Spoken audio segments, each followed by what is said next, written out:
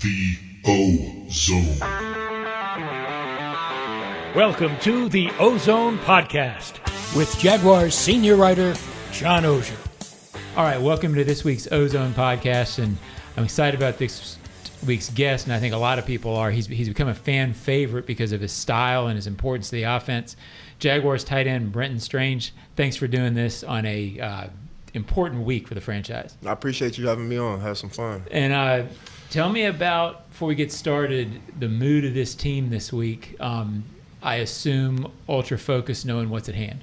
Yeah, I think we're just a hungry team, and every single opportunity that we have, we want to rise to the occasion and just go out there and just do what we do and be us. That's the most important thing, is just going out there and being who we are. And so I just think it's another opportunity, and we're just a hungry team. Is this you get a sense for the Titans-Jags rivalry? Is it becoming a thing? I mean, there's some chippiness with this game. There's some chippiness whenever you play. Yeah. So do the Titans mean something? Yeah, I mean, I think every game in the division means something, and it means a little bit more. You got to see them 2 times a year, so it's always going to be some chippiness within it. Football is an emotional game, and we understand that. And just in these games that you see the team twice a year, it just ends up being a little bit more emotional. But, it's just about going out there and being composed and playing our brand of football and doing what we do, like I said. I know you guys think week to week and day to day, but you're playing for the division Sunday. What a difference in a year in how this thing felt last year. Mm-hmm. Do you think about that at all? Just how far this team's come in a year? I'll say personally, for me and my journey, I think about my first year and what was in stake in that last game, first year when we played in Tennessee, and I think about that. I think about last year of how far this team has come, and just it's just about just going out there and doing what we've been doing every single game this year. Mm-hmm. Like the last 5 games, I think we've been doing a good job of just playing our brand of football and doing what we do. So it's super exciting to have this type of opportunity, and we want it. We want to be the champions of this division. That's what we work hard for, and there's no reason to be shy about it. That's right. What we work hard for, and that's what we come in here every single day and just put our best foot forward. So it's just about the preparation leading up to the game and doing what we needed to do, and everything will take care of itself. You strike me as a guy who does things right, always has done things right. Did you get a feel immediately when this regime came in that it was going to be different? Did you get a different vibe from it? And I guess how early did you feel a positive with this? Not to speak on anybody else or anything Sure. in the past, but you could just tell just from an energy standpoint in the building. And I've said it every single time somebody asks me a question about Liam, James, Tony. They just bring a different type of energy to the mm-hmm. building, and it just seems like we're all focused on one common goal, and that's just being the best that we can be and maximizing. So they bring great people into this building, and they do a great job of what they do. But my favorite thing personally is just the energy that they bring, because at the end of the day, it's all about your leadership. And if the top's not right, then right. It's not going to be right anywhere else. So they do a great job of what they do, and we're super thankful and blessed to have them. I'm not going to put words in your mouth, but it seems that this offense, the way this regime wants to approach, meaning be a physical team, and it couldn't have fit you better. Do you feel that way? And is that a big reason for? I guess everything came together for you to sort of start to ascend, but is the fit that much of a positive for you? It's very positive for me. I feel like my job on this team is to be a tone setter for the team, and whether that be in the run game, in the pass game, whatever it is, I feel like I, have to, with my physicality, have to come out every single week and set the tone for myself and the guys around me. So it's very positive for me, because I pride myself on being a physical, versatile player, and a lot of the stuff that they asked me to do, it asked me to be versatile. It asked me to do a lot, but that's the best thing thing about being a tight end is you get to be a part of everybody. You get to have your hand in every pot. So that's always been my favorite part about being a tight end. And I'm just, like I said, I'm blessed to be a part of this organization and what we have going on. So when they came in and said, we're going to be physical, your reaction was, let's go. Let's do it. Okay, gotcha. I think we talked about that a little last year when you were on, but what's fascinated me about you is a relatively tough start to your career, didn't maybe get the opportunities that you should have, but I never got a sense that you lost any confidence through that, and maybe that's why you were so ready this year. How did you maintain that sort of confidence, and am I reading that right? I mean, I look back on it a lot too because there was a lot of ways I could have handled it, but my mentality every single day was just to come in and just find ways to get better. What can I get better at? Right. What can I do better to earn some playing time on this team? What can I do to make an impact for this team? And in my first year and the second year, it was mostly on special teams, and maybe every once in a while I would go in for short yardage on offense. But I was just, I put my head down every single day, and I just like to look at it like I was just working in the dark for so long, Right. And I knew when my opportunity came, and last year that happened to be the Cleveland game, I got the opportunity to start that, like, there was no hesitation. Like, I knew that I just had to go out there and be me. This game, it means a lot to me, and, I don't ever look at it more than when I was playing Pee Wee football or when I was growing up playing football. I don't ever look at it any more than that. So I just try to go out there and just be the best version of myself, and I let the results be the results. If I'm reading this wrong, let me know. But I think I've heard you say, I think you said it last year, football is really what you do. Yeah. There's not a whole lot else that you like doing. Mm-hmm. This is sort of your hobby and your career.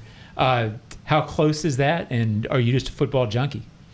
I am a football junkie. I love football. Without football, I mean, I still be back where I grew up at, and it's given me so much. It's opened my eyes up to so much. It's given me the opportunity to, take care of my family. It's given me everything in my life. So I'm blessed. A lot of hard work that comes with it, but I'm willing to do that. I'm willing to take that on and make those sacrifices. So this game, it means everything to me. What's your second hobby after football?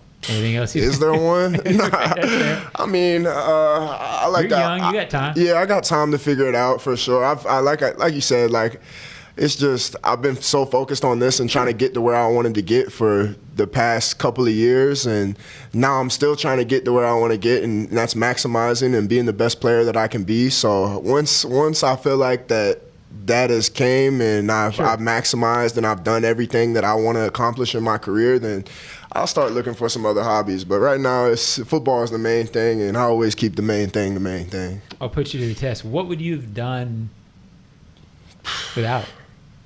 Without it, I'll probably be working on some construction crew or something like that. Sadly, I mean, just where I grew up, there's not a lot of opportunities and a lot of different things. People are oftentimes just stuck there. That's all they know. But I was blessed, and I just want to be able to show those people and other people that anything's possible. You put your mind to it.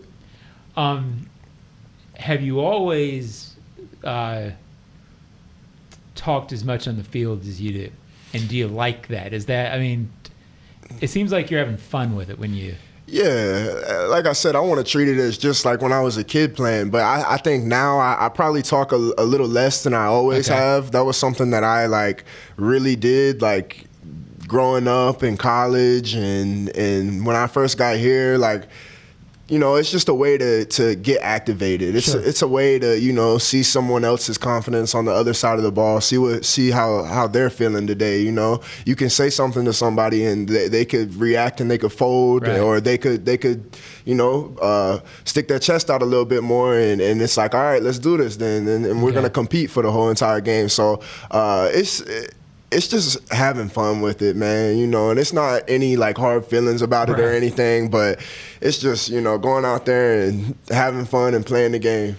I've asked this before, but I always love the answer, and I love asking tight ends this. Prefer to block, prefer to catch? I mean... What I answered last year. Well, you were a little younger, so you may have been more guarded. Yeah. But for you, because you're good at both, but it seems like you really enjoy blocking, like taking the opponent out of a game. I just enjoy doing the things that help my team win and putting my team in the best position to win. I'm a competitor at the end of the day, so at the end of the day, I just want to be able to win everything that I do out on the field, and that's whatever the coaches ask me to do. I want to be able to make sure that they can count on me and my teammates can count on me and that I can just do the job for them the right way. So I'm just a competitor. Which one I would rather do, touchdowns are hard to come by, right. but putting somebody in the ground is a great feeling as well. So that's a hard question. It depends on the day. How much pride do you take? There were 3 or 4 runs this year where you really got out and clearly sprung ETN for a couple of plays. There are other guys involved. I would assume for you, that's pretty close to a touchdown. Yeah, that's how I look at that. Obviously doesn't show up in the stat book, but the people that know, and my coaches and my teammates, they know. So that's the most important thing to me, is just that my coaches and my teammates know. And it's basically like a touchdown for me. Anytime that I can be able to go out there and spring a run or make a little impact and somebody gets out the way, it's like a touchdown. So that's why it's so hard to, make that decision of scoring a touchdown or making that big impact block, because essentially for me that they're the same thing. How I know you haven't played for a lot of NFL coaches, so I'm not asking about last year's staff, but Liam really emphasizes blocking downfield from the tight ends and the receivers. How important is that emphasis? I think as a group, I'll tell you with the wide receivers a little bit here, it seems like this group really embraces that. Yeah. And that's not all the time. No, that's not all the time. I think that speaks to the brotherhood that we have on this team and just how much we care for each other. It can either be a 20-yard gain or it can be a touchdown. Right. If somebody's blocking down the field and they hit that right cut off of the block, it can be a touchdown. So I think that just speaks to what we have in this locker room and our brotherhood. Who do you hang with more, the receivers or the O-line? See, I told you my hand's in all the pots, so fair. I don't really like. I don't want to. I hang with everybody. You're the bridge. Yeah, I'm the bridge between everybody. We bring everybody together. I got you.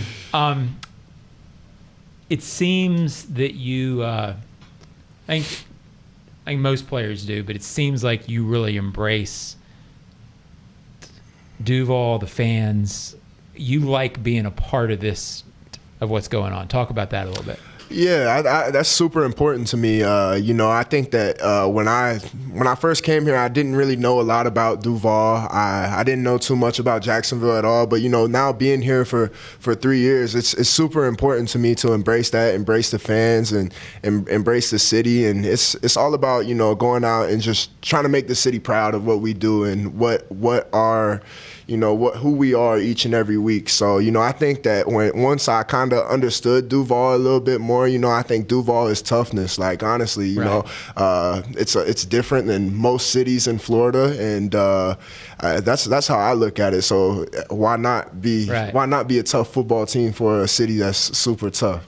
Is it cool to be a part of that sort of feeling the success? You're starting to feel like the town is getting it and embracing it, and something's going to happen moving forward. Yeah, that's one of my favorite parts about this city. They can say small market, whatever it is, but you really, truly feel a difference. And that's why it's so important for us to go out there and do the best that we can and win for this city, because you feel the difference. When we win and we're doing the right things, the city is, you can go wherever, and it's a different feeling out there. So I love that. I love being in Duval. And like I said, when I think of Duval, I think of toughness. So why not have a tough football team? Did you always, as a kid growing up, want to be a tight end? I actually growing up, I played running back all the way until my sophomore year of high school, and I played everything on defense. I played safety, defensive end, inside, outside linebacker, and all of that has prepared me to be a tight end. A tight end, you got to be versatile. You got to be asked to do everything. So just being growing up like that has helped me a lot. Gotcha. Yeah. How far back do you go watching tight ends? Do you into the history at all? Do you watch it or?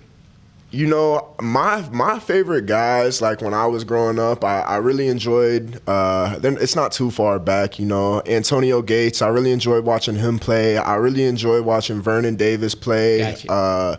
Jordan Reed, and then guys like, you know, like Witten. He's not that much, Sure. he's not that far out of it, but you know, Greg Olson, all of these guys growing up, they definitely have had an impact on me and just how I look at the game. And it's about, like, you know, taking bits and pieces from each person's game. All right, like I like how explosive Vernon Davis is with the ball in his hand after the play. So I'm gonna watch him run the ball, and after the catch is yak. And I like the way that Jordan Reed runs routes. So I'm gonna watch Jordan Reed run routes. But it's very important to me as a football player of, you know, just knowing who has came before me and has set the foundation before me. So those guys are great at what they do, and there's no reason to not understand and watch them. Because it's interesting, there's not a lot of guys that I've been following for a long time, not a lot of guys who do it both as well as you do. So, I mean, it became such a receiver-oriented position that you get a feeling a lot of tight ends would have rather just been wide receivers. Yeah.